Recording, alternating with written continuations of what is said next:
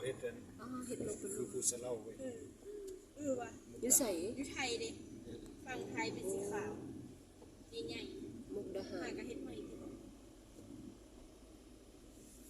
เราจะใหญ่เลยบอกโคตรใหญ่เลยใหญ่กว่าภู อยู่อันปักเซแล้วเป็นอุบลราชธานีเนาะ ฮะ อยู่ปักเซมันเนี่ยอุบลเนาะ มันเอาบ่ได้ติดกัน อะไรข้ามมาทางนั้นขายสวยยางลิ้นแขนของ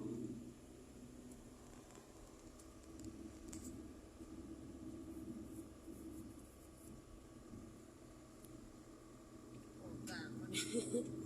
หัวกลางต้นตาล นี่พระพญานาคนะ จะเป็นไม้ป่ะ